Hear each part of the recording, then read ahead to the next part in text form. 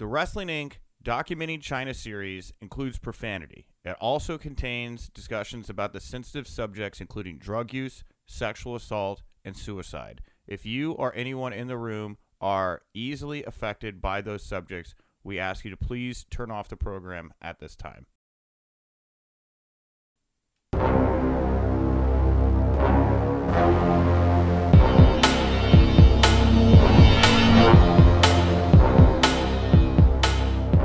Welcome to the fourth installment of Documenting Chyna. My name is Nick Hausman, and I'm the managing editor for Wrestling Inc. In today's episode, you're going to hear from Chyna's former friend, Rob Poytlo, who was mentioned several times by Anthony Anzaldo in the previous couple episodes. Rob was involved in the documentary that Anthony was at one point involved in making with him, and of course spent a lot of time with Chyna. And after Rob, later on in the episode, you're also going to get to hear from Dr. Drew, who was one of the last people to treat Chyna before her passing. But before we get to Dr. Drew, here is Rob. Hello. Hi, is this Rob? Yeah. Sorry, I had to turn off the Bluetooth. Oh, no problem. And how do I pronounce your last name, Rob? Is it Poytlo? The Y's like an I, so it's like Dylan. So it's like Poytlo. Oh, Poytlo. Okay, Poytlo. I just want to make sure. Yeah, exactly. I have my last name. It's an H-A-U-S. Some people say Hausman. Some people say Hausman. It's been a headache, I'm sure, just like it has been your whole life. What do you want? Hausman. How do you like it? Hausman. That's my real Hausman. name. Yeah. That's what I was thinking. Right on. Well, anyway. Well, Rob, I want to thank you very much for taking the time to chat with me here today. This has become quite a little odyssey, looking into Tell me about it. the life and passing of your friend Chyna. So just to be clear where I'm at with everything, I've talked to Jan, Chyna's mom, for about half an hour. She expressed some skepticism, concern around the details of her passing. I then talked to Anthony Anzaldo for about 5.5 hours, Rob, who had he spoke in detail about his relationship with Chyna, and what happened the day that he found her, in her apartment. So that's where I'm at. That he filmed finding her. That he filmed finding with his friend, who he talked about as well. It was not you. With his friend. Yeah. And I watched the footage, and it's some of the worst reality TV you'll ever see. It's sad as all hell, but it's very creepy. So when you say it's like the worst reality TV you've ever seen, why do you frame it like that? Why do you describe it that way? Because Anthony is a reality TV show talent runner. He got Chyna on Surreal Life, Celebrity Rehab, and that's how his mind works. I got into this relationship with Chyna because, long story short, I'm a comedian, sure, videographer, musician, originally from Boston, and I love Andy Kaufman. I love wrestling, and I wanted to work on a creative level with some of the wrestlers. And I found Chyna. I didn't know if she was in Japan or if she was back in America. Sure. And I went through her Twitter, and I sent her some comedy videos. And then Anthony interceded, and he basically was looking for a documentary. But the documentary he was looking for was reality TV worthy. He's on the phone with me. He's like, and we're going to get her to a doctor because we have to find out what type of hermaphrodite she is. There's 10 different types. And we're also going to get her with Barry Williams. That's right, Greg Brady. And that's how his reality, his documentary, his life works. So yeah, let's take a step back here because I have kind of an idea of the timeline. She came back from Japan it sounds like about 9 months before her passing. June 9th, 2015. Yeah, so about 9 months before her passing. So did you first meet her after she had come back from Japan, or had you started making contact while she was still in Japan? When did exactly you and Chyna Before. That's when I was hitting up her Twitter, and I was sending her these videos. I did a character up in Boston, Robbie Road Steamer, and I was just sending her like videos. I wanted to see if she wanted to do some comedy videos with me. I didn't know if she was in Japan, if she was in America, and yeah, she was in Japan.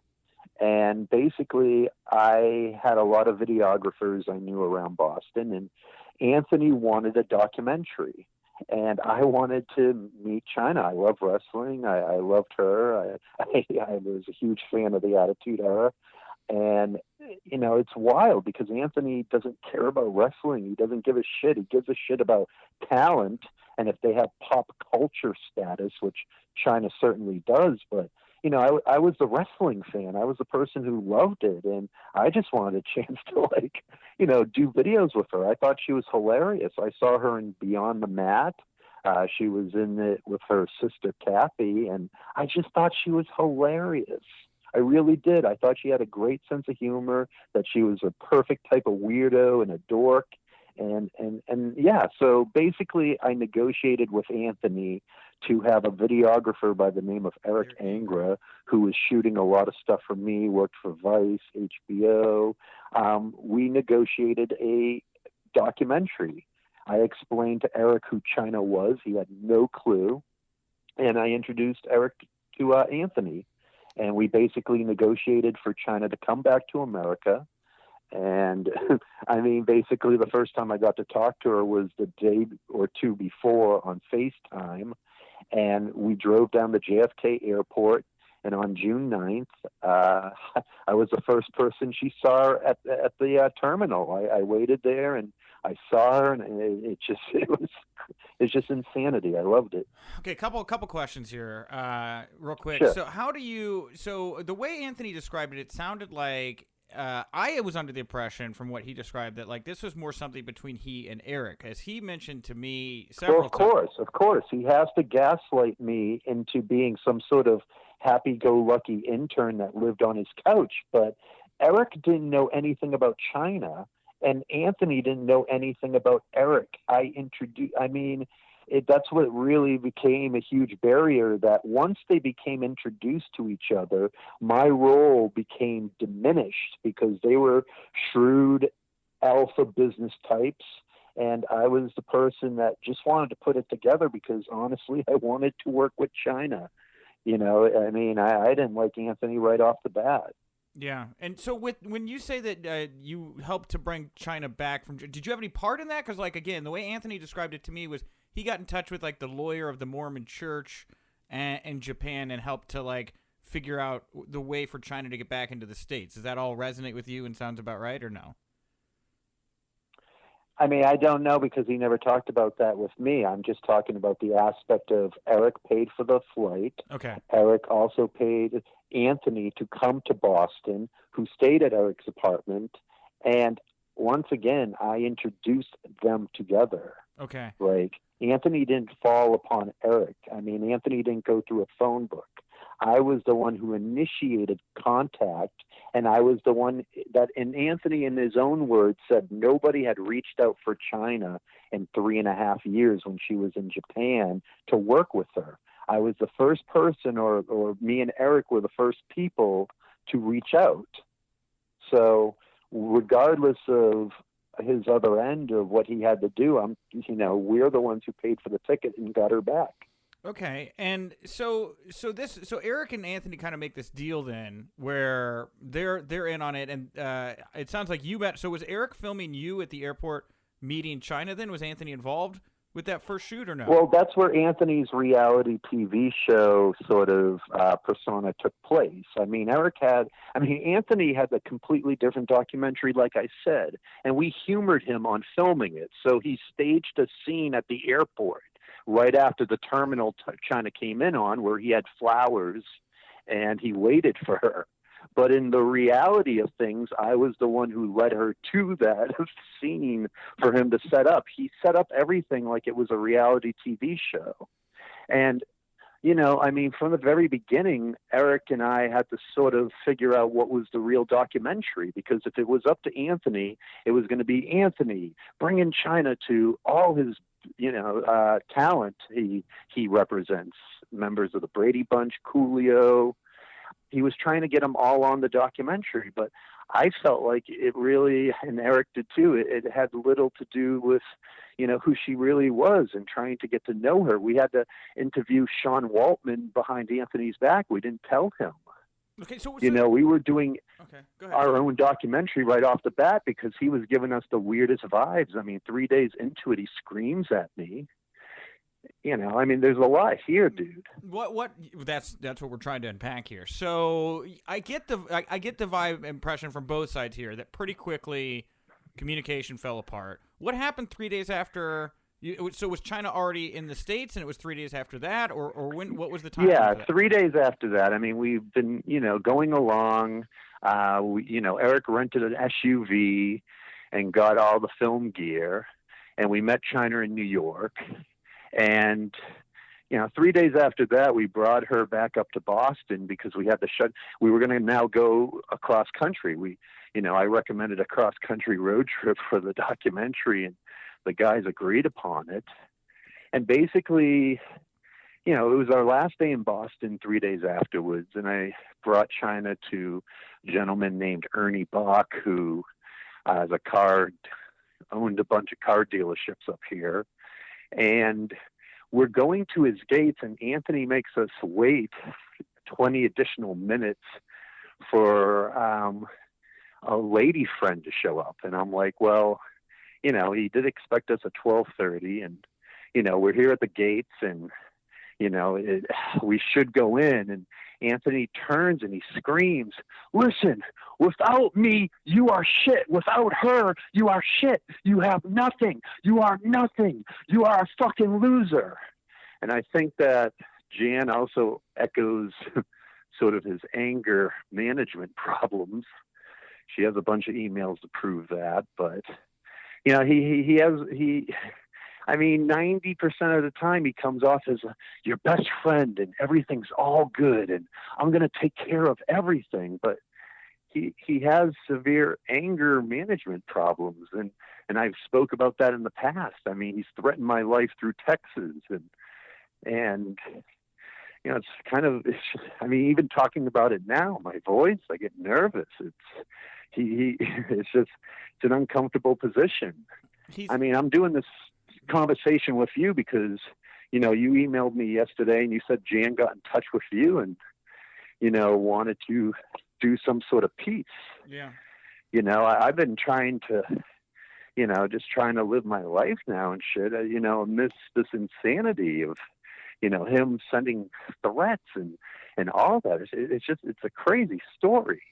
Yes, it is a crazy story. So 3 days in, Anthony blows up on you, and then when does communication? Yeah. So when does communication just evaporate? Because from again, I'm telling you kind of because you don't think right there maybe there was a breakdown in communications. That would sound like it, but again, so Anthony. But you want to know another situation where communications evaporate, not him screaming at me in the car. Well. You can tell me whatever you like about the relationship. I'm just trying to let you know that from, again, what I understand, something happened early on, and then Anthony goes with Chyna for like 6 months and says you guys fall off the planet. So what is your side of that, what I'm hearing from Anthony then? I don't know if it's that timeline. I mean, I live with them for 2 months in Anthony's apartment. And then I get a place because living with Anthony is just insanity. It's just too much. And I really didn't want to get into mudslinging. I just felt like this was more of a piece about Chyna and stuff. And for sure. I don't understand. I mean, it seems like you're doing a story on me and Anthony. It's just. Well, I guess what I'm trying to get at, what I'm trying to vet here, Rob, is I've just heard so many things. I'm trying to get an idea of what is true. Does that make sense? Like, I'm trying to get an idea of what. Yeah. I mean, you're getting it from, a bunch of different parties, and on my end, I didn't ask to be a part of this. It's just something that obviously Jan came to you and wanted to do a story, needed some sort of story for Chyna, right? I mean, what did she come to you to ask? Yeah, well, she had questions around kind of the situation around her passing that day. How did Anthony get into the apartment, those kinds of deals, and things like that. You and Eric keep coming up on Anthony's side because, he talks about the 6 month period where, apparently communication broken down. Even though me and Eric interview her 2 weeks before she passes. There's videos of me filming her in February where I sat down with her, and you can see that online, where she's asking the WWE for a chance to get on the same page with her wrestling brothers and sisters.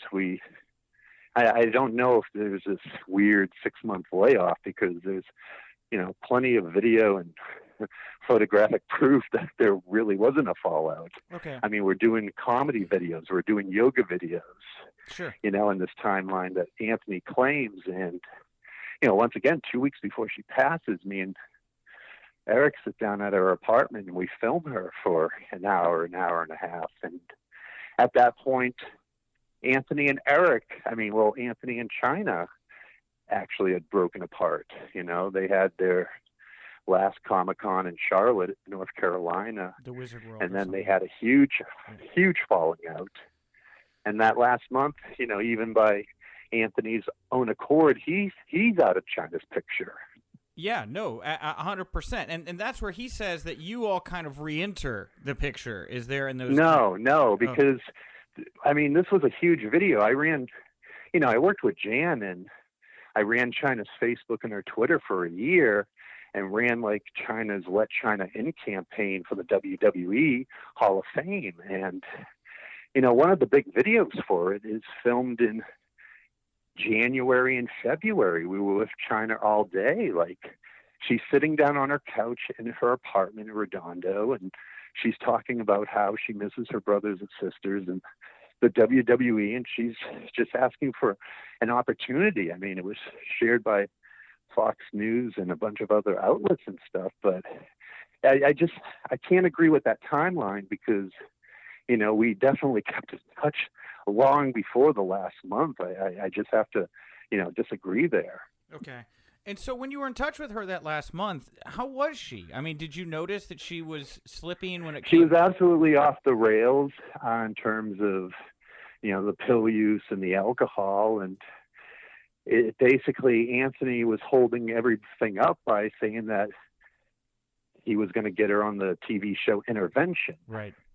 And this is something he himself, a week after she passed, brags about to TMZ, that we were going to get her on Intervention. And in his head, we were going to sit her down with The Rock, and I'm going to get The Rock for it, and Mankind. And meanwhile, where's the real intervention? And it was really such a crazy story at the end for that last month, because even though they're breaking off, he's trying to negotiate behind the scenes to get the TV show Intervention to come over the house. And I mean, once again, it's all this reality TV style of, helping her instead of just, helping. I mean, it's. Did you and Eric, because you say it was like 2 weeks, I think in his timeline he told me it was like something like 4 days before her passing, you and Eric had gone to her place and filmed her while she was, not doing well, and like she laid out all of her drugs. Does that resonate? Is that correct or not? It was WrestleMania weekend, so around the 4th or 5th or whatnot. Okay. 2016. What Anthony is thinking of is we were supposed to do a video shoot with her 3 or 4 days before she passed, that Saturday. And basically Eric, literally at the time he was supposed to pick me up, said that he couldn't do it. Later on, he disclosed to me he was doing heroin that day and just was too sick to do it, quote unquote. Man, did you know that about Eric too? Because that's come up in both of my interviews with Jan and Anthony, that Eric is struggling with addiction. I knew about Eric's pill use, and basically I thought this was going to be a story of redemption for both of them, where Eric would be able to, I just thought that I sat down with him before, he got on the project, and we were talking about who Chyna was and everything. And I was like, listen, how are you doing with, the pills? Cause that's all I knew about at the time. And Eric's like, I'm getting clean. I got a straight, I'm straight. And I didn't find out about the meth and the smoking heroin until I had to end up becoming his roommate in Hollywood for 6 months to get him to try to even edit the trailer. I mean, he just, it just, when she passed, I mean, Anthony and Eric's sort of partnership was getting really, really, I mean, it was obvious they wanted me out of the picture for it. You think on both sides? You think both Eric and Anthony wanted you out of the picture at this point? Because Anthony... Absolutely, because I mean, once again, I introduced them. I mean, I got that all on emails and whatnot. And I was the one who had to explain to Eric who Chyna was. And I was the one who had to explain to Anthony who Eric was. And I set that up. And as soon as they get the contracts out, I mean, I'm being a stupid ass artist. And I'm just like, oh, you know, Eric will just make up a contract for executive producer for me later. And he never does. I mean, he's quoted in People magazine or whatnot saying that I am executive producer, and on many other different, I mean, there's radio interviews and whatnot. It's not easy to find, but there was an absolute gaslighting to now making it seem like, well, you should just be happy you're in the room. All right, it's not about you. It's me and Eric. And, you know, I understood that. I mean, it broke my heart because I didn't think that, you know, Eric was going to, you know, turn on me like that. I thought we had a friendship and, you know, a partnership on the business side. But obviously, I feel like a lot of it were his demons and the drugs. And I didn't know the extent of the meth and the heroin use until I moved back in with him.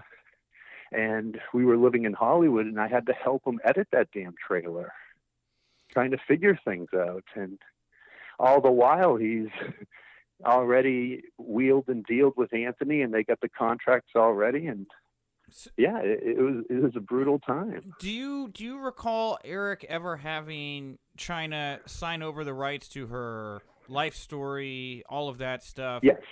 Okay. Yes. After Anthony screamed at me, like I said, at the Ernie Box Mansion, a day or two later, we're going down to Long Island to do a Comic-Con there. And I remember sitting with Eric, and I'm like, listen, if he can scream at me like that, there's no question he can cut you out of the picture immediately if you do not have her life rights or the rights to the movie in writing.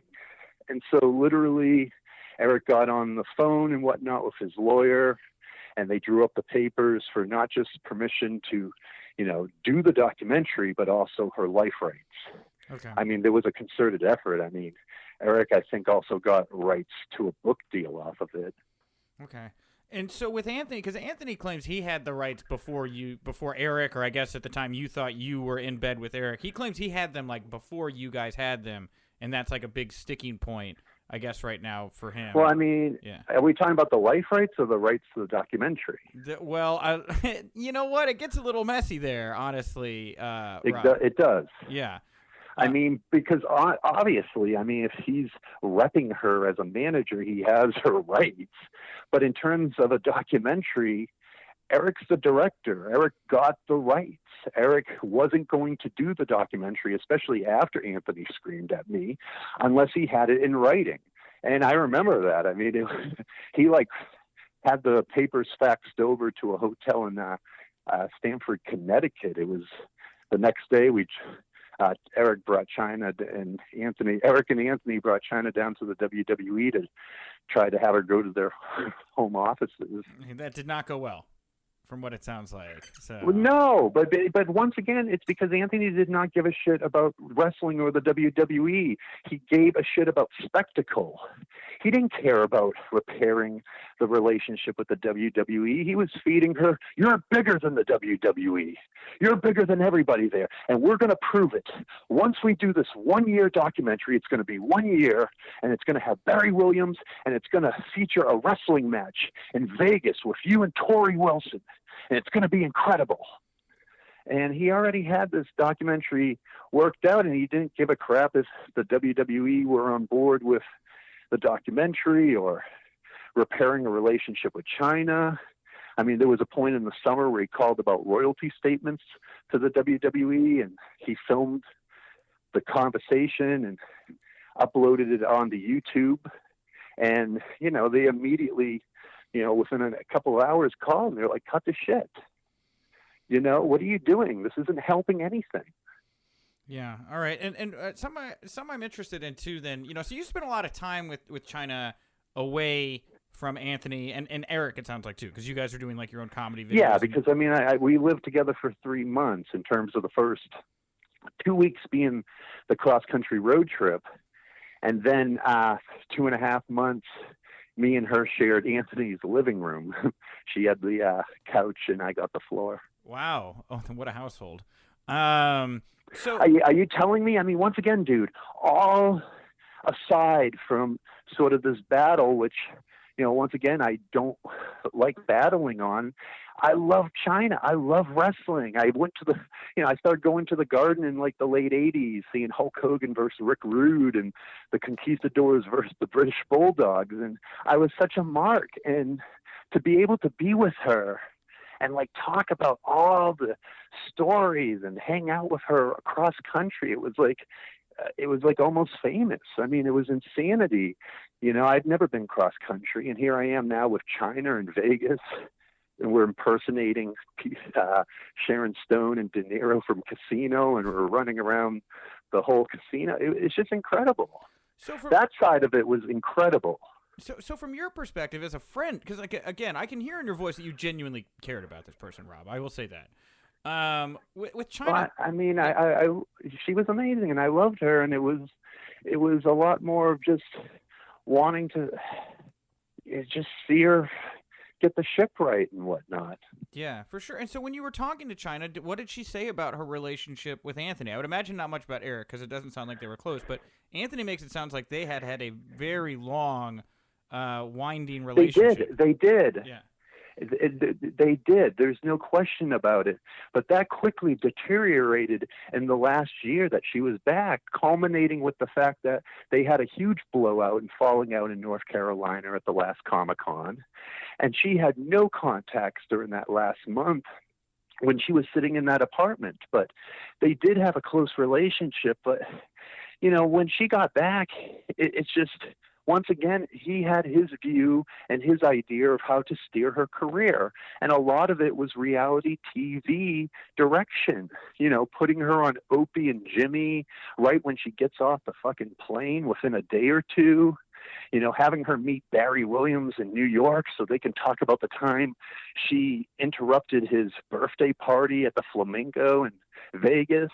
And, he already had in his head like a sort of B-side version of the resurrection of Jake the Snake Roberts. It's obvious that he loved that idea of coming in and rehabilitating Chyna like DDP did for Jake. And, the original title for the documentary in Anthony's world was The Resurrection, what was it? The Reconstruction.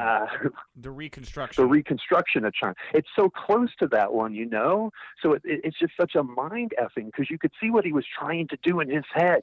And it was going to be through Dr. Drew and Coolio and the Brady Bunch and him that Chyna was going to get back on the right track. And when it came to the WWE side and the wrestling side, more or less, he didn't mind butting heads with them if it made for sensationalism. Yeah. He was more excited about sensationalism than he ever was about whether or not they could get on the same page with the WWE again. I mean, they go to Rowdy Roddy Piper's funeral up in Portland, and Triple H is there. And he tells Chyna, go up to Triple H and say you're sorry. And he secretly films it. This is how his head works. Have you seen that film? Yes. And it is, as he describes, a genuine moment where she kind of says, I'm sorry, he yes. accepts it, and they hug? It is. I mean, even from her own words afterwards and stuff, I mean, okay. You can see... Yeah, there were those reports that came out afterwards that she was like ejected and everything, and it doesn't sound like that was the case. Because what are you going to do? What are you going to do? I mean, think about it from his end.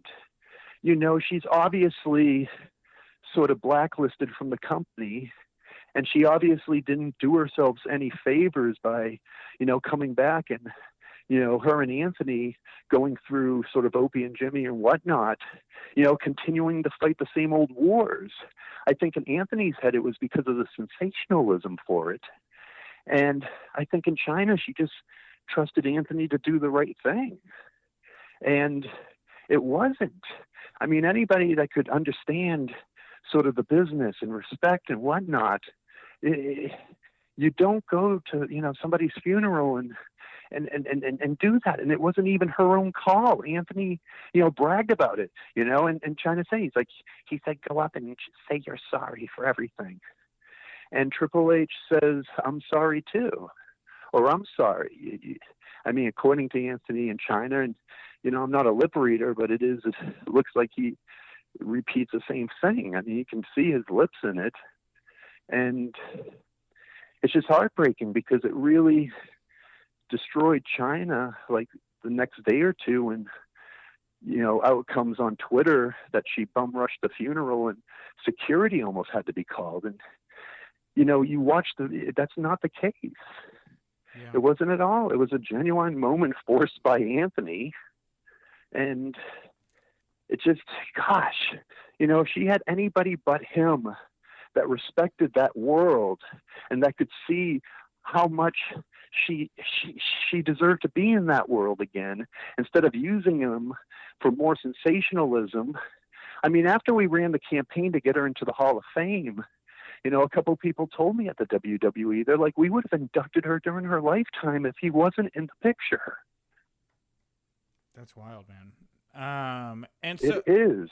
So my follow-up question to that would be, this relationship with WWE. Now, one thing Anthony brings up is that Chyna did not want to accept rehabilitation from WWE on their dime. Did she ever express that to you? No, because Anthony didn't tell her straight up for the longest time that WWE was offering the rehabilitation. That came through Sean. I think when Eric was interviewing Sean in New Jersey, Waltman, for his documentary, I think he was telling Eric, listen, tell Chyna that they're offering the rehabilitation for free. And when we passed it through Anthony or whatnot, he's like, we're going to get to that. And once again, it goes back to his intervention, that he wanted that all filmed and her to sit down, and it was going to be a big thing. But what ultimately was happening was he kept putting it off. He was putting off these things that needed to happen so he could get her to do more Comic-Cons. Chillum's coming up and I'm sorry if I'm butchering this name, in New Jersey. It's the biggest Comic-Con on the East Coast. She needs to be there. That's in October. I have Ralph Macchio, Billy Zabka, and he already had her replugged into the money train. He was trying to get a deal with Vivid Video to do a 6-figure porn with Sonny. It's insanity. So do you believe that Chyna would have accepted the rehab earlier had it been pushed upon her and she had known the full extent of what was available to her? I think Chyna missed wrestling like crazy. I think she was brokenhearted. I think that she would have given her right arm to just be on the same page with a lot of her brothers and sisters. I mean, she was always on the run. I mean, estranged from her family, and really the only true family she had was the WWE, as dysfunctional as that even was. But during the last video that I shot of her, I produced the last one with Eric and me, 2 weeks before she passed, sat down and did an interview at her place in Redondo. But like I said, back in January and February, I shoot this video where she's by the window of her apartment in Redondo. And I basically say right before it, I'm like, because Anthony was running this huge campaign for Chyna to be in the WWE. She needs to be in the WWE Hall of Fame. And we're going to get everybody to say it. Mike Tyson, Coolio, Barry Williams, they can't ignore her. And it turned into I felt like this double middle finger that, I don't want to be back in the WWE. I just want to be back in the Hall of Fame. And I said while we were producing this video that's online, don't say it like that. You miss your brothers and sisters. You miss the people that you were on the road with, these people that you had these incredible times with. Talk about that. I mean, because that's real.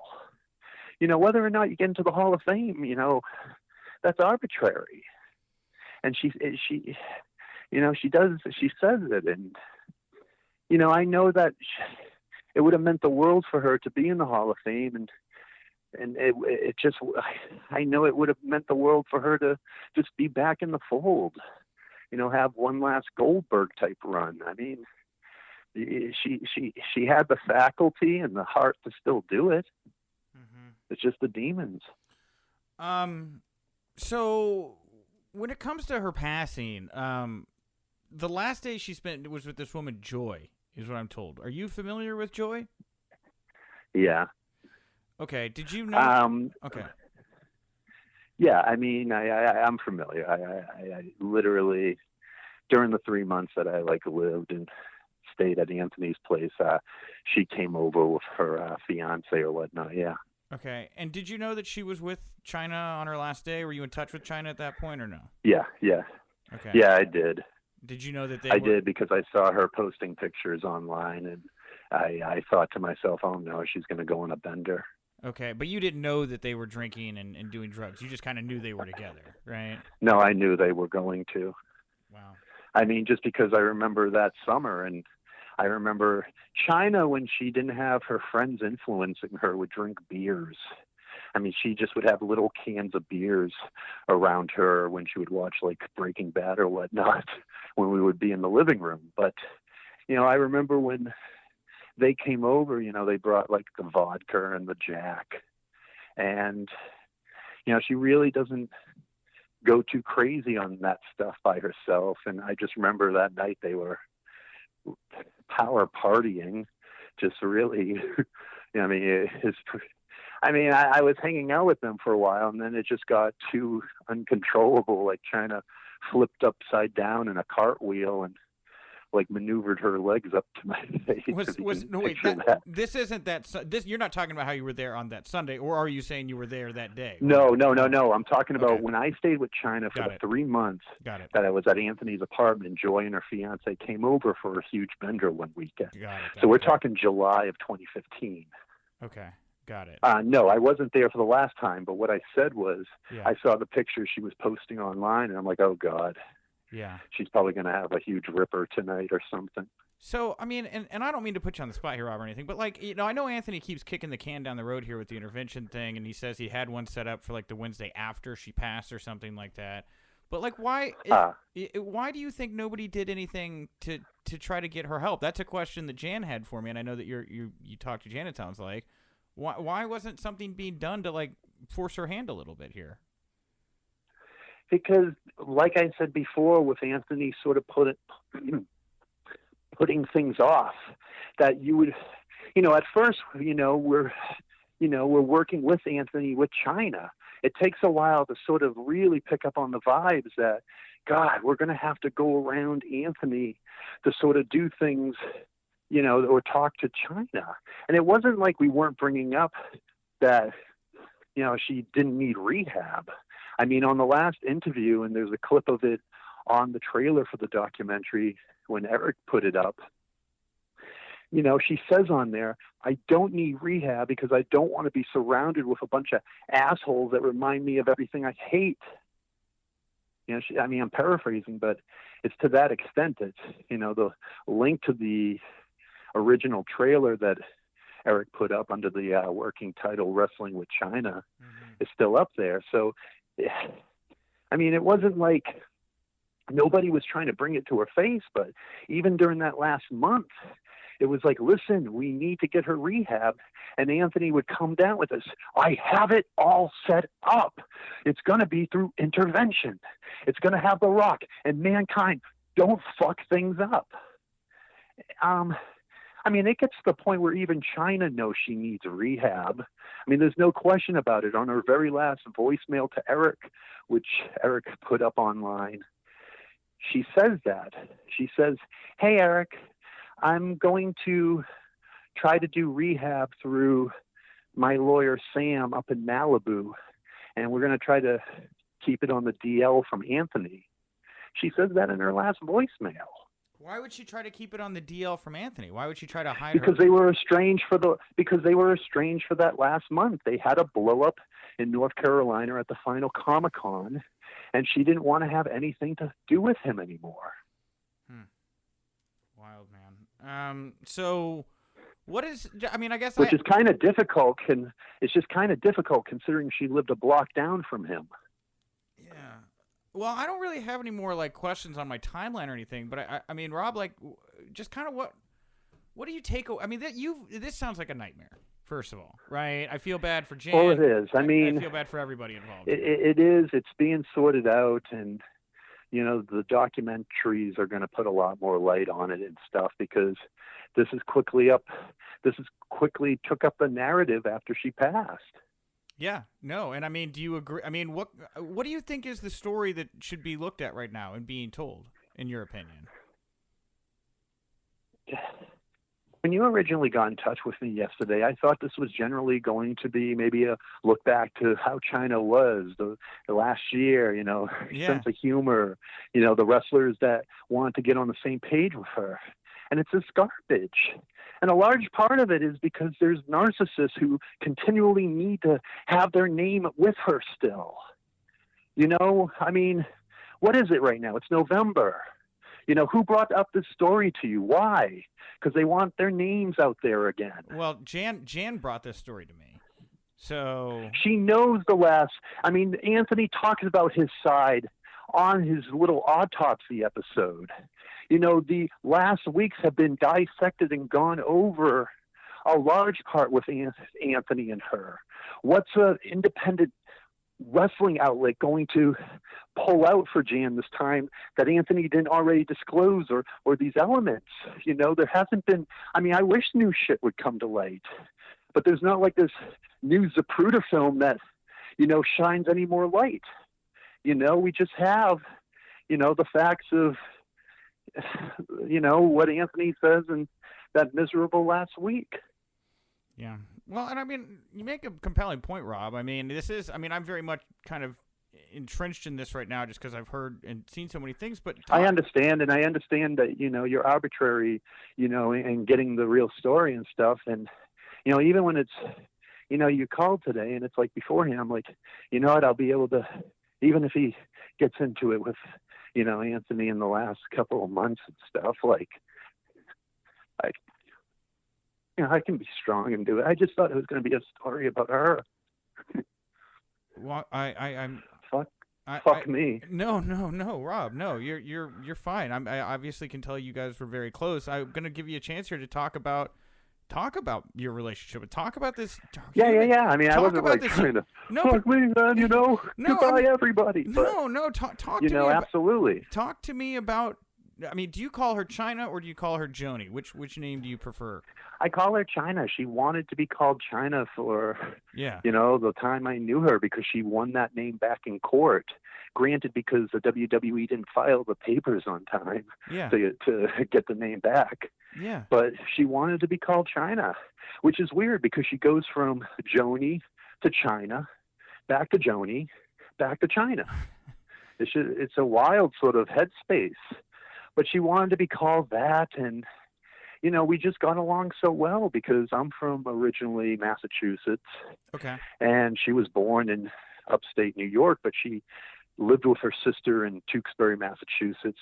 She trained at Killer Kowalski's in Malden, and she sold pagers, according to her book and whatnot, around the North Shore area for Massachusetts. So wow. We got along really well. I mean, she just seemed like this really amazing alternative chick you would hang out with in college.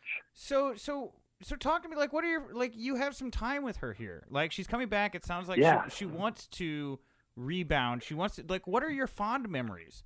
Because, again, please, Phil. Oh, well, there's so many. There's so many because the fact of it is I don't drink and I don't pill. I'm more of a dork and stuff. So most of our time together, I mean, it was just so much fun. I mean, during that first week, Mick Foley took us back to his place up in New York, and the family just loves Chyna because she would babysit for Noelle and the kids, and we got to watch a pay-per-view over there, and Nick like read her excerpts from his book down in the Christmas room. Oh, and the whatnot. Christmas room. Oh yeah, 100%. And yeah. she was in tears. I mean, he posted a picture on his Twitter and Facebook, and he was showing her all the positive comments because she was just so scared of the negativity and whatnot. And it was endearing. And then after the pay-per-view, he drove us up to Stamford, Connecticut, on a Sunday night because him and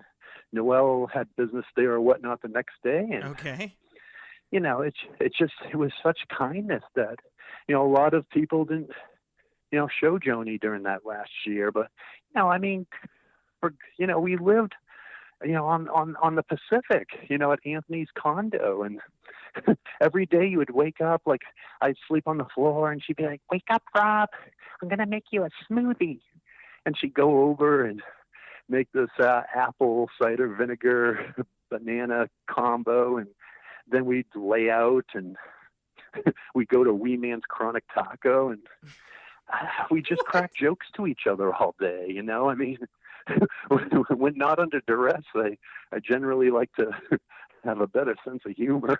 Well, and you're a big wrestling fan. You've got Chyna here, right? It's like, you got that Conrad Bruce kind of familiarity. I mean, what was the stuff you were picking her brain about? What was the cool wrestling backstage stuff that you were interested in finding out and like talking with her about?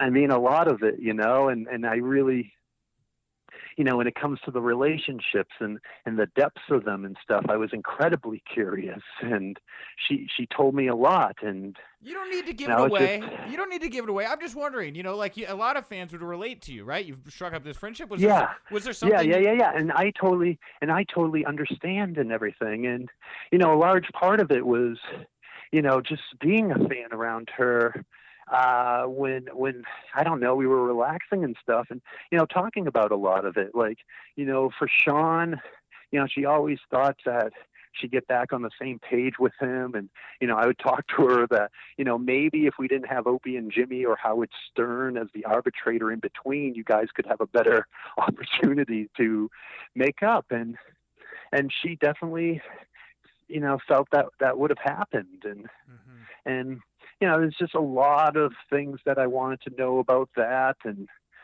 Stephanie and Hunter and DX and everybody. I mean, her relationships with the whole gang, like Kane, Glenn, Kevin Nash, and it's all fond memories. Like really, when she went to these Comic-Cons and she saw a lot of her old buddies and partners and whatnot, that all the mumbo jumbo and the nonsense would peel away for the most part, unless they were still working for the WWE and they were worried about their Legends contract, and then they didn't want to talk or whatnot. Sure. That's got to be hard. Like, especially if you like somebody. Did you understand the animus that WWE had towards her, or do you think it was like... Yeah, I understand it both ways. It's obvious that Chyna was a loner and she didn't have a proper network around her, that when shit was starting to hit the fan, to help her navigate it the right way. You had people like Anthony that were like, "We're going to call about your royalty statements to the WWE, and then if they don't give us any information, we're putting that on YouTube." And it was like, with the proper channels, it just so... I mean, I just so could see it, and it felt like it was... I mean, we weren't talking... I mean, it's not like people weren't talking about rehab or anything with her. You hear it during her last voicemail. It's like she's right about to agree, and she's ready, and she's going, and then she goes on probably one last big bender, like a lot of people do when they know they're probably going to have to go into rehab. And it feels like the Kennedy assassination, like Clint Hill, like the guy that was on the backup limo behind Kennedy, the CIA guy that, jumps and tries to save JFK and, doesn't make it. He's like a second or two off. And it just feels like it with her, because it wasn't like everybody wasn't aware of the demons and what she was swimming in, including herself. It was just a lot of the people around her and their best interests. And that's what I get back to when I'm talking to you about this you know, I love talking about her. Yeah. She was hilarious. She was, she knew how to connect with anybody in a room, whether you were some homeless bum in the corner or, some elite talent from the WWE. She just knew how to vibe with everybody, and she was so fun to hang out with. Yeah. A lot of times she just liked to chill, sit back on a couch and crush a season of BoJack Horseman and make fun of people's intro songs with different lyrics. Yeah. Yeah. Well, and so I guess I'll take this back to the beginning. Why I'm here, right? Like Chyna's mom reaches out to me, right? And she wants to tell me her story. For another story on her daughter's I'm just, that's what's just the weird part. Like, What is she expecting you to unearth from Anthony that isn't going to be unearthed in all the interviews and everything he says himself? I mean, he loves talking about it. Hell, get him on Autopsy. He already did that. Yeah, no, I mean, but that's the thing is, like, do you have, I mean, first of all, like, Jan, are you friendly with Jan? Like, what's your relationship like? I don't really know much. I know that, she didn't ever really get to reconnect with Chyna like she would have hoped later in life, but I know that there was an attempt there to try to reconcile things with Jan, Yeah, and I worked with Jan on getting Chyna into the Hall of Fame. I ran the Facebook and the Twitter, and she definitely felt like righted the ship in terms of getting it away from Anthony. I mean, to think that Anthony was going to be the patriarch and everything after Chyna's passing for the estate was a nightmare. And at least with Jan, I felt like there was an opportunity to get on the same page again with the WWE. I called up Chyna's lawyer and told him himself, like, listen, Chyna's, the estate's not being run by Anthony anymore. It's being run by Jan. And within a week or two, that they got in touch with her about the Hall of Fame. Really? Wow. Well, I was going nuts on that campaign. I mean, it's just a lot of people, I was throwing up the videos of her asking for forgiveness or whatnot from the WWE on her Twitter and trying to get various wrestlers compelled. And, it was incredible, even if it was under the faction of DX, that we even got the foot in the door for her. And, Jan was so excited. And, the WWE flew her and us out to New York. Jan personally asked that, I fly in too. So that was awesome. And, I got to spend Hall of Fame weekend, at WrestleMania weekend, at the Marriott in New York and watch the ceremony and sit next to the Riot Squad and Jan. Yeah. Wow. But, on the other end with Jan, I set her up with a couple of guys from Boston to do her documentary, Ian Barrett and Dave Wedge. And, I respect her vision on where she wants a documentary to go. I just, I didn't agree with it. I just felt like, I don't know. I don't want to get into the aesthetics of it and stuff. I just had a feeling that, there was a documentary. I just wanted to share everything I know with and whatnot. So sure. And so wait, are just so I'm keeping track here on the baseball scorecard, are there 4 documentaries now being made about Chyna? One from her mom, one from you, one from Eric, and one from Anthony? Slow down. So the 4, which ones? So it would be Jan, it sounds like, is trying to have a documentary made. Eric, I think, is still trying to do something. Anthony definitely is. I didn't know if you are also doing one. So No. And Eric, he sold his rights and his footage to Eric got, this is online or whatnot, but he got up on major drug charges in Ohio, and it looks like, according to the online court papers, he had several felonies. And this is me speculating, but he probably needed lawyer money or whatnot, and he sold the rights and the footage to an independent acquisitions company or something. Okay, so you don't know who he sold it to. Doesn't sound like it was Anthony, but somebody got this footage, right? I know everything. I'm not going to really go into that because that's going to be quickly, I think, obvious what's happening and whatnot. But there's two documentaries. There's one by Jan, and yeah, there's another one.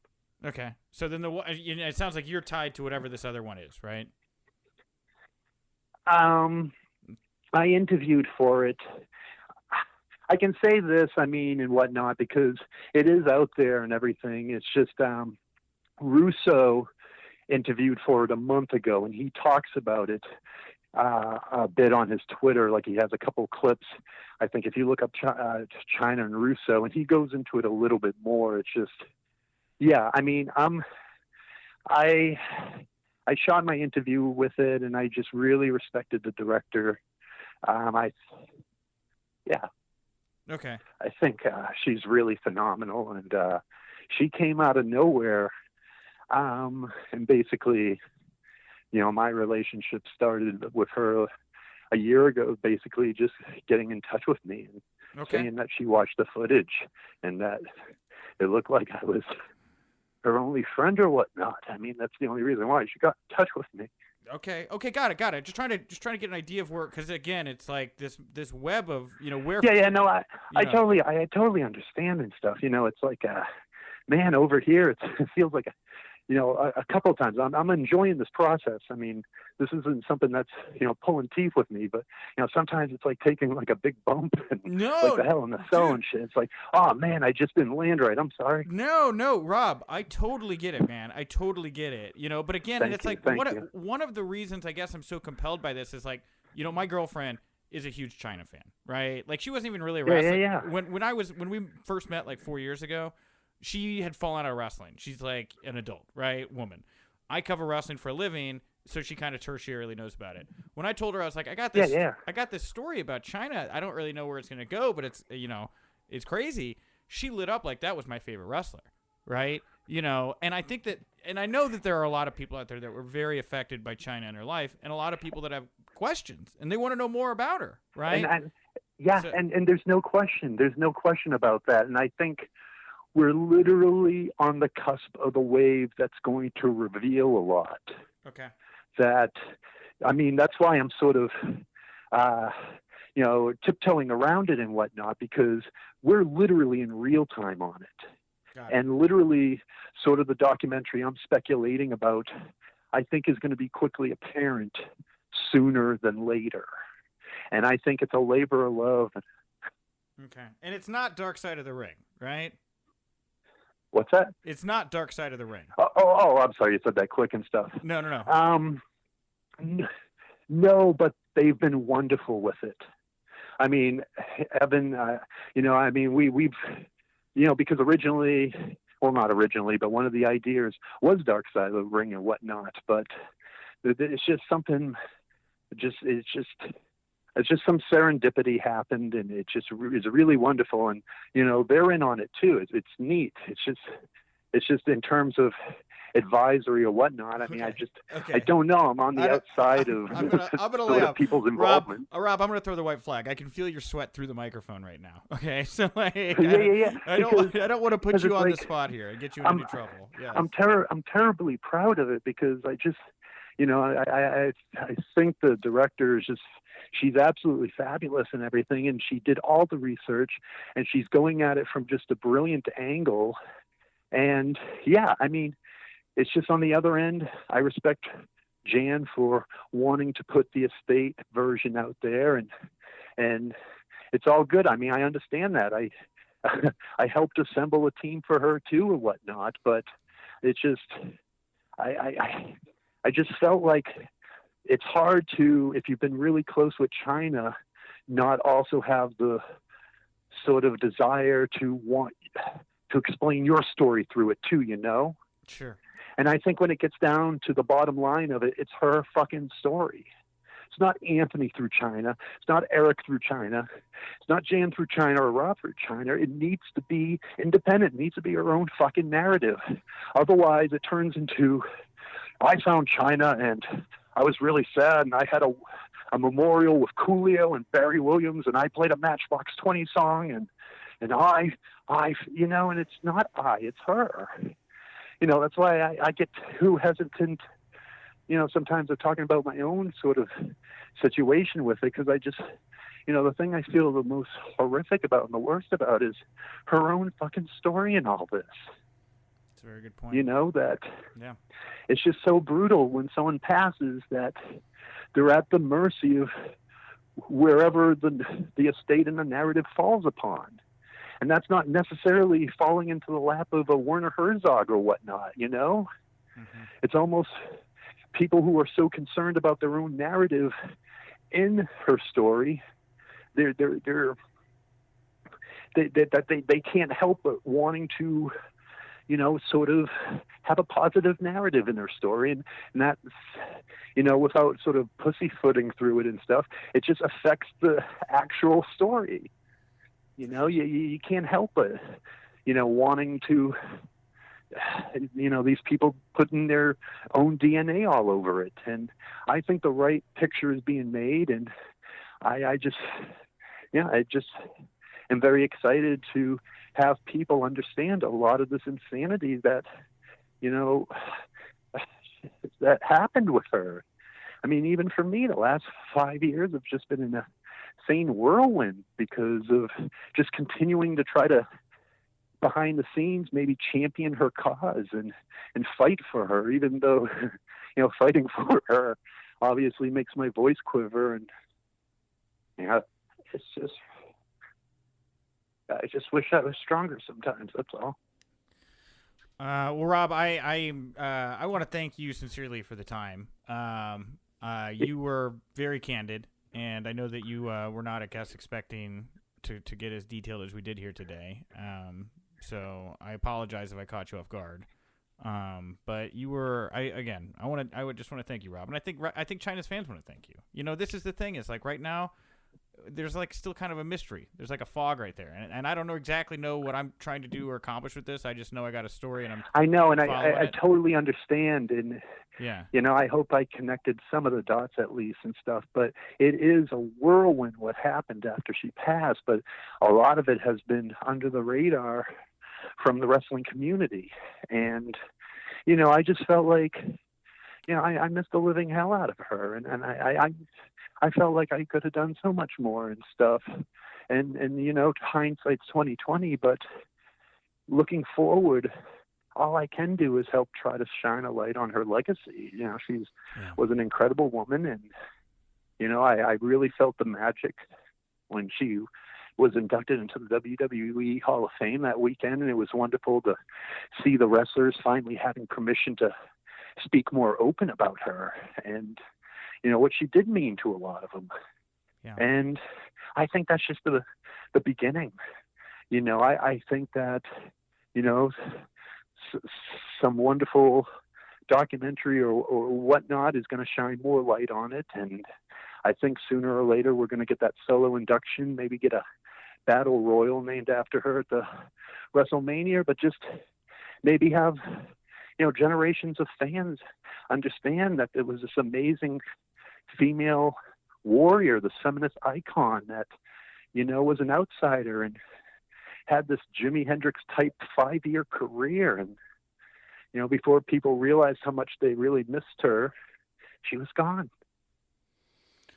All right. Well, Rob, I'm going to end it there for today. I won't take you through anymore. I'm going to shoot you an email. I'll give you this isn't my cell phone number. This is my Skype line. So I'll give you my number. Yeah. If you want to reach out, if you have any questions, if you just want to talk, feel free to reach out to me, man. I sincerely apologize if I caught you off guard here today. I've admittedly been a little bit more focused and serious about this project than I am my typical fluff wrestling stuff.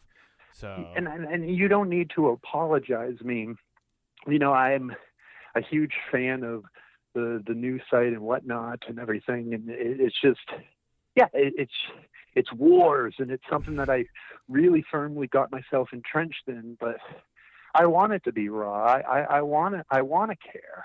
Yeah. I want to give a fuck. Because she wasn't just some sort of train wreck or whatnot. She was a real brilliant human being. But we learn that especially with things like the WWE Hall of Fame or whatnot, if you don't fight for those fucking legacies, they disappear quick, man. Amen. Right about that. All right. Well, Rob, enjoy your night. It's gonna be a tenuous one for everybody here. So. Yeah, I mean, it's the perfect day to sort of do something like this. It's not like, well, I'm just gonna relax after this and see if I can watch a rerun of The Simpsons. Yeah, for those, it's gonna be an interesting night for those out there with the election and everything. All right. Well, Rob, and dude, you rock too, man. I mean, I did some, listening yesterday of like X-Pac podcasts and whatnot and stuff, man. And I can tell you're very passionate about it. So I totally appreciate this time. And this is two ways, man. You can reach out too or whatnot, man. I love talking about this stuff. For sure. It's not like. And Sean Waltman's been a friend of mine for over a decade. Like I was talking to him about Chyna. Yeah. I've been talking to Sean about Chyna for a long time now, and so this for me. Yeah, and that's Yeah. That was a huge part of this, was actually going behind Anthony and getting the interview with him. And God, he was a sweetheart after the Hall of Fame ceremony. He invited me back up to his rooms at the Marriott and introduced me to his family. And great guy. I mean, we had a great time, and I totally marked out like, dude, I used to play you as Raw on Sacred Genesis, man. I loved you. He's like, yeah, dude, that guy won a lot more matches than I did. Yeah, it's true. Because the fans controlled it, not the bookers. So, anyway, Rob, take care, man. I'm gonna shoot you an email here in just a second, but be well, man. Try to enjoy the night as best. Yeah, absolutely. Have a good evening, and we'll talk soon. All right, bye.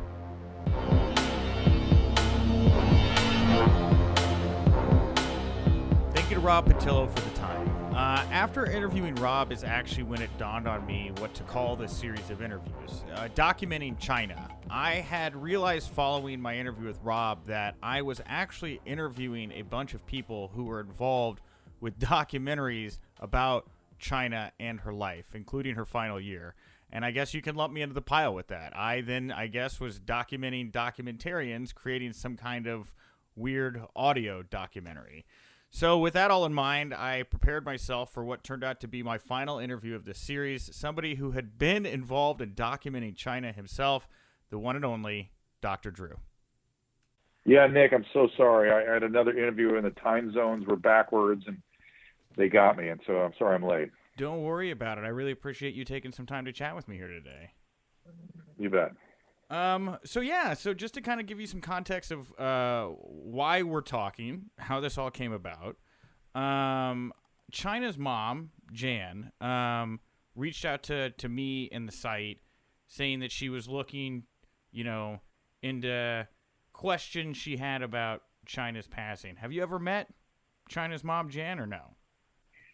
I don't think so. I don't recall. I don't think so. Okay, because from the timeline that I've gleaned, it doesn't sound like they ever really got to reconnect. They were estranged for like 30 years. There was like some reconciling over phone calls towards the end of her life where there was like an attempt that was going to be made for them to reconnect, but then it fell apart because she was, still abusing and her mom didn't want to see her like that. Well, this wasn't Anthony trying to get them reunited towards the end there? Wasn't that part of his thing? That's kind of what I've gathered, was that Anthony was some kind of force there that was communicating between the two sides, was going to try to get them together, but then just before they were going to connect, Chyna went and, drank, did some drugs, it sounds like, and it put herself in a position where her mom didn't want to meet with her. And that was like, that was the big blow up, it sounds like, between Chyna and Anthony. And, Chyna was very upset that, Anthony was like taking her mom's side or something. And then they didn't communicate again for the month after that, leading up to her passing. So. Okay. Yeah, those are details I didn't really know. I just knew something had happened. Okay. That's interesting. Okay. Okay, cool. Yeah. I'm going to But there was a lot going on right around then. I mean, a lot. Well, you are welcome to fill me in. I will tell you that I spoke with Anthony for about 5.5 hours, Okay, good. Yeah, so I know everything from his perspective. I spoke to Rob Poytlo, Poytlo, who was a comedian who was friends with Chyna's her past year. Was going to kind of work on the doc, then got forced out, it sounds like, by both the director, Eric, and Anthony at different points. So that's kind of the frame of reference I have. But for you, talk to me. What do you remember from that last period? Well, so it's hard, right? I'm trying to reproduce, by memory, things that were quite some time ago, and there was no record because they were just sort of calling me out of the blue, asking for advice, and I was happy to be of service to them, but I was not, they were not saying. It was, as I recall, he was trying to get her into some sort of treatment, and she was unwilling to go. It's essentially what was happening. Now, she had just come back from Japan. Do you know this whole story? Yeah, yes, I know all of it. She had gone to Japan for like 4 years, came back, and then there was the 9 months where she was in the States before her passing, is what I've gathered. But towards the end of Japan, are you aware of what happened? From what I've gathered from Anthony's perspective, she had attempted suicide, had been put in a mental institution, and then joined the Mormon Church, where Anthony then worked. That is correct. Okay. But I think the important thing to remember is she spent over a month, maybe several months, I could never quite put it together, in a locked psychiatric hospital. So there was something terribly wrong psychiatrically. I don't know if it was all addiction. I don't know if she became psychotic, but you don't put someone here you could never even do it. But even in a place like Japan, you don't just spend months in a locked psychiatric facility because you're a little depressed, okay? Okay.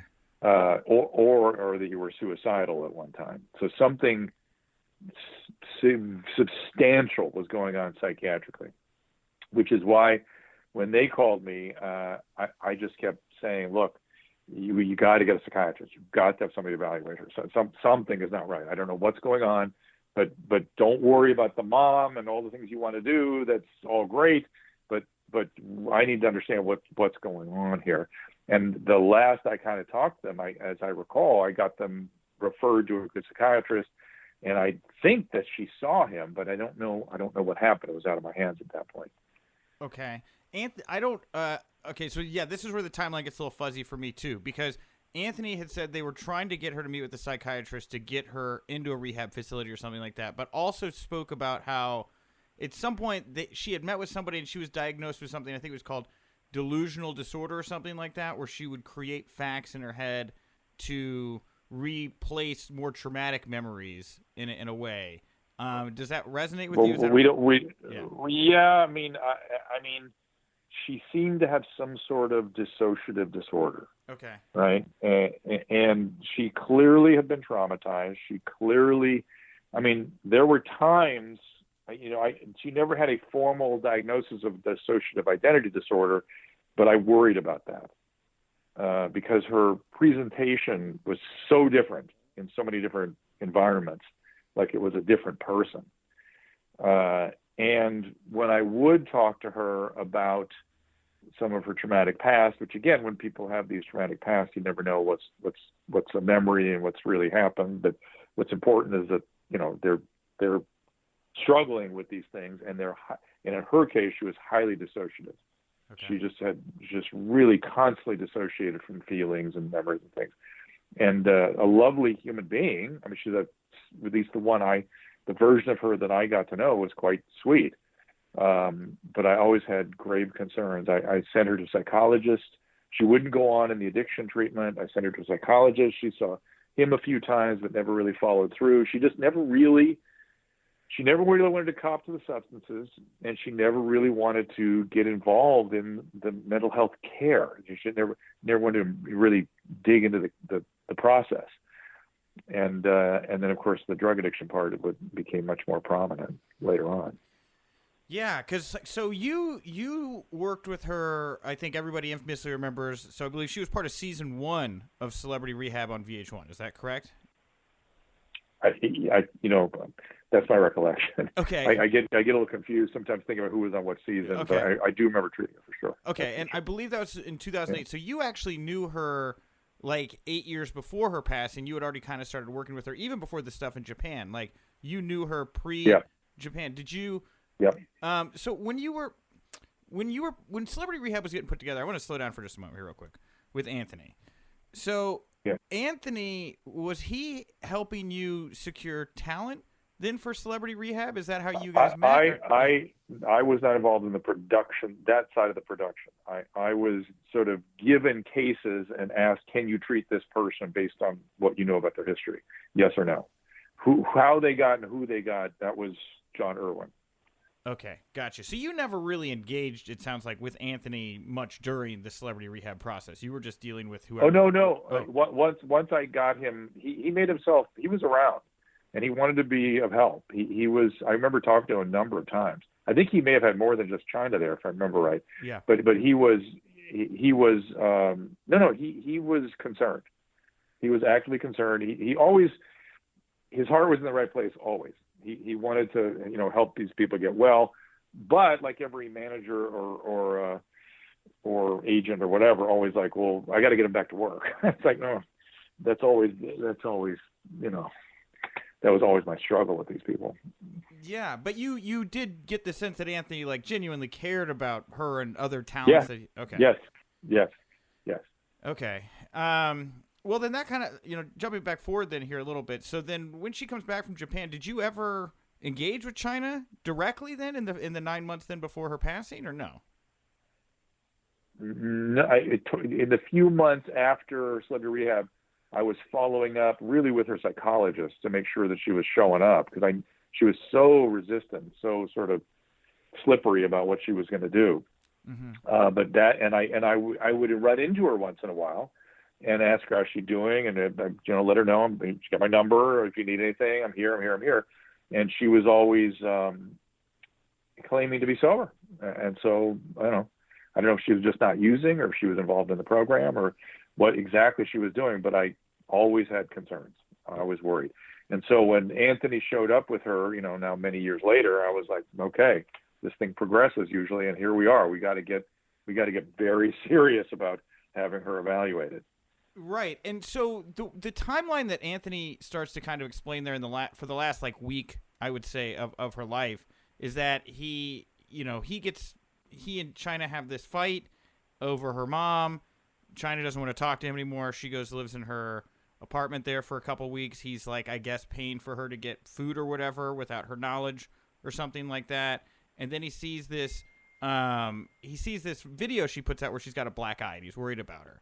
And so that's when he starts to put together this plan to do like a celebrity intervention for her that's going to take about a week to put together, that would be the big thing that would help push her into rehab. Does any of that resonate with you? Does that sound like roughly kind of what you remember of that timeline? Or because he sounds like he said he was trying to work you into it, is what it sounded like when he was talking to me. I just kept saying she needs help. Whatever. Yeah. I just remember saying we got to get her somewhere. We got. This is out of control. Yeah. We got to get her. If you can get her in somewhere. I remember when now that you mention it, I remember him saying, where can I send her for like no cost? And I'm like, there's no such place. You've got to come up with resources for her, and I can tell you where to go. But there's no such thing as we can just magically get her in somewhere, and it's not going to, there's not going to be need for an insurance, or they just won't admit her. They won't do it. I remember those sorts of conversations. Like, please, let's get this squared out. Let's figure out what's going on. Find out what we got here, and let me. And she the whole time was like, I don't need to go. I don't want to go anyway. Yeah. So she wasn't even participating. So I remember sort of thinking. Let's at least get her to this psychiatrist. Let's get her in. Let him take a look at her and see if there's anything more that can be done. Because that they seem to be able to pull off. And I don't know if they ever did it, but that seemed like something that could be affordable for her. So, knowing her like you did and kind of knowing that situation, I mean, do you have questions around when she passed away, or do you feel like this is kind of the unfortunate logical conclusion to somebody that was on the path that she was on? This is another catastrophe of the excessive prescribing of opiates by my peers. My patients die almost exclusively as a result of doctors overprescribing of opiates to drug addicts. And she and Jeff Conway and Mike Starr, every single one of them, died with a couple pills of bottles of benzodiazepine opiates at their bedside that they never should have been prescribed under any circumstances. Today that would not happen. Today the prescribing is being scrutinized.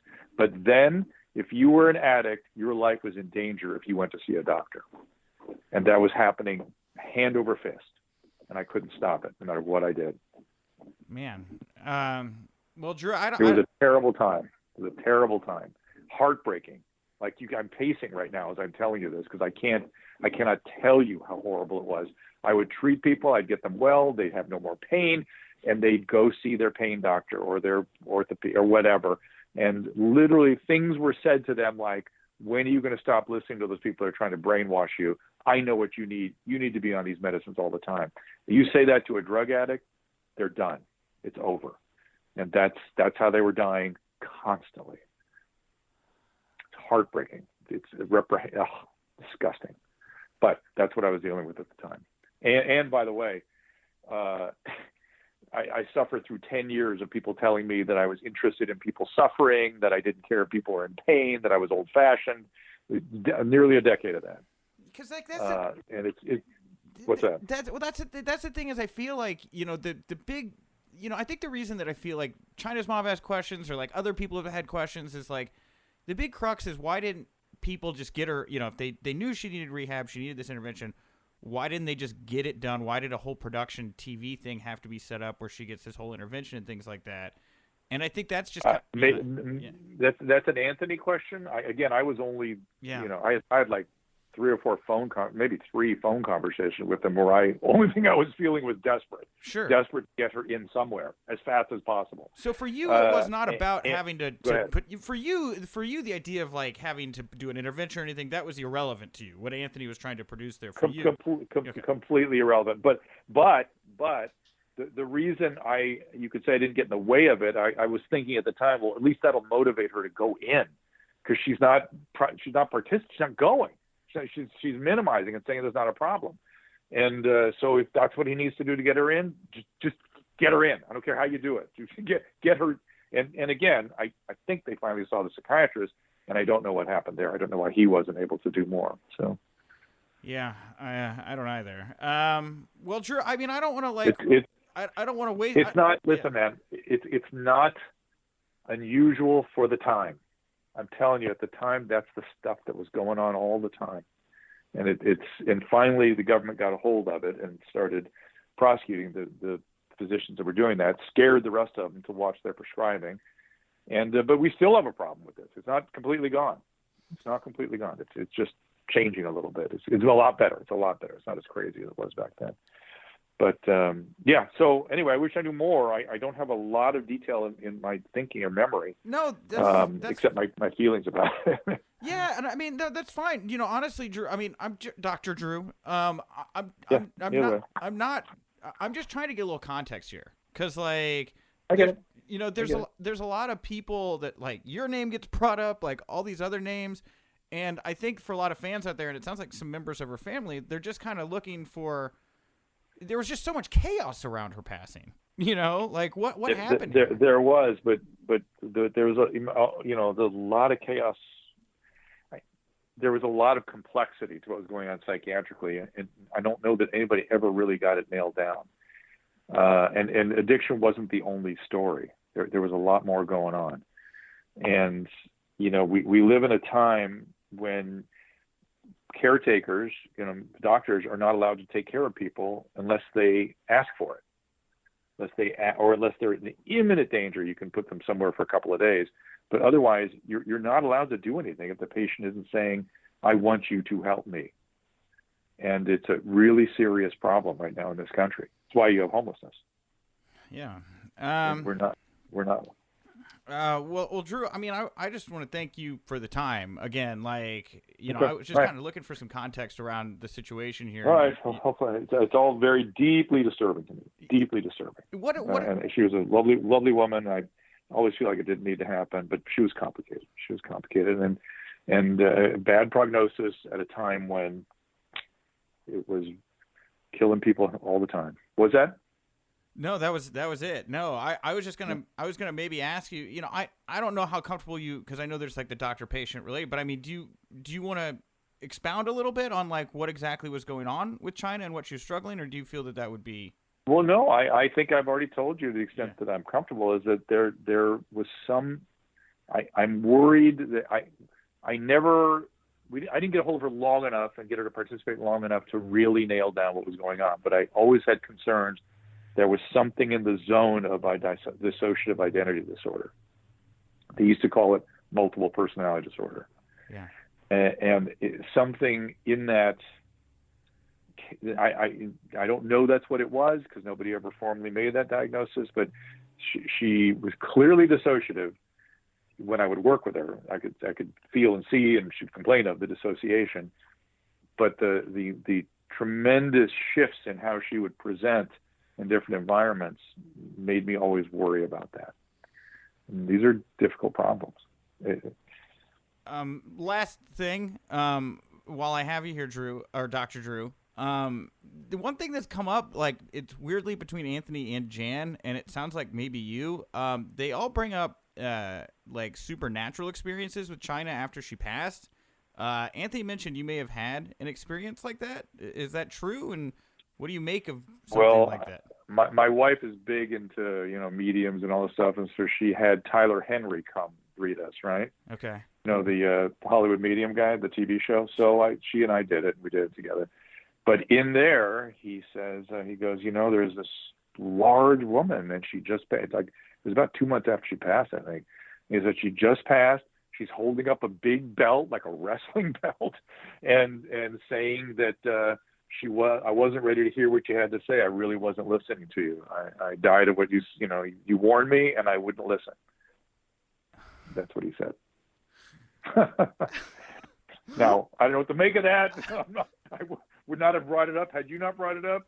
But that was on. I don't know if it went on TV or not, but that did happen. Wow. Do you believe? I mean, like you seem like a very science-based individual. I mean, did that change you? I believe that we leave parts of ourselves on other people. I think consciousness is a shared experience, and when I share intense experiences with some other human, it makes sense. It makes sense to me that another very sensitive person might be able to pick up on that in me, in my brain.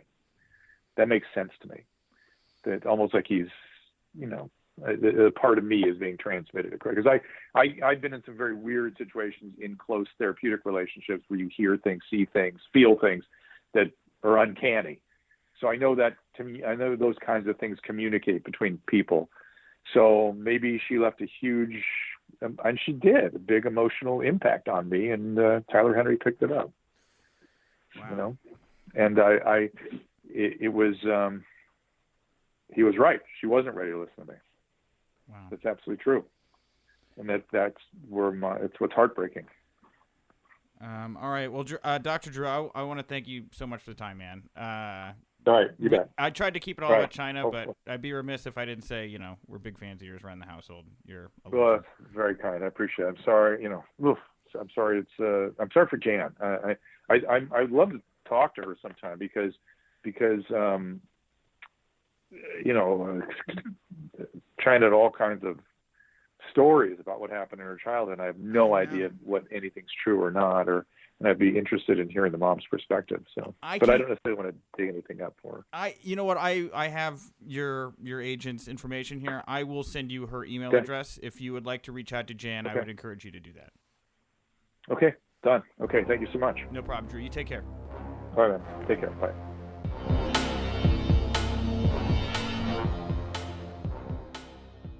Thank you very much, Dr. Drew, for the time, and thank you all for tuning in to this Wrestling Inc. Daily exclusive, documenting Chyna. Now, I don't know if more interviews will come out of this series. We may get a continuation, but for right now, I'm happy that I was able to share these conversations with you all. I hope you had a great Thanksgiving week. Thank you all for tuning in. Please subscribe to the Wrestling Inc. Daily. We will resume our regular shows with fun punditry and fun guests on Monday, and until then, I'll talk to you later.